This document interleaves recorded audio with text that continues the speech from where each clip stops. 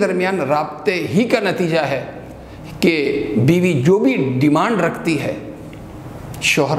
اپنی بیوی کی ہر ڈیمانڈ پوری کرتا ہے، ضابطے کی بنیاد پہ نہیں، رابطے کی بنیاد پہ۔ دین ضابطے سے زیادہ گھر کو آباد رکھنے کے لیے ہمیں رابطہ دیتا ہے، اور وہ رابطہ ساس بہو کو یا بہو اور ساس سسر کو کیا دیتا ہے کہ شرعی حوالے سے یہ بہو جو گھر میں آتی ہے یہ فرینڈشپ کے ساتھ نہیں آتی، یہ پارٹنرشپ کے تعلق کے ساتھ نہیں آتی، بلکہ یہ کنشپ کے تعلق کے ساتھ آتی ہے۔ کنشپ رشتہ، یہ اگر شوہر کی بیوی بن کے آ رہی ہے تو ساس سسر کی بیٹی بن کے آ رہی ہے،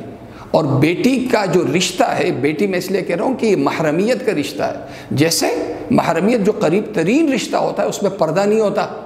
اس لیے ساس سسر سے بھی پردہ نہیں ہے۔ جیسے پہلے تھے والدین، شادی سے پہلے جو والدین تھے، اب شادی کے بعد اب والدین 2 نہیں بلکہ 4 ہیں، تو ساس سسر، ساس اگر اپنی بہو کو اپنی بیٹی کا درجہ دے اور یہ بہو اپنے ساس سسر کو والدین کا درجہ دے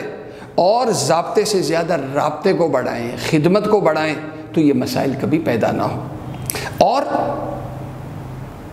یہ رابطہ بڑھانے کے لیے شوہر کا ایک فرض ہے کہ نا، اللہ کے نبی صلی اللہ علیہ وسلم نے فرمایا الرجل راع علی اہل بیتہ وہو مسئول عن رعیتہ، مرد اپنے گھر کا سربراہ ہے اور گھر والوں کے حقوق کے بارے میں اس سے پوچھا جائے گا۔ تو اب یہ حقوق میں توازن رہے، اس کے لیے گھر والوں کی ذہن سازی کی ضرورت ہے، اور وہ ذہن سازی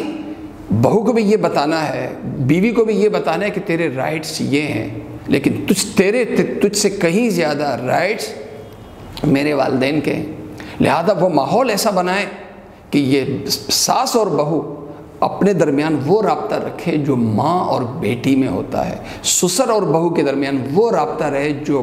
باپ اور بیٹی میں ہوتا ہے۔ جب رابطہ مضبوط سے مضبوط تر ہوگا،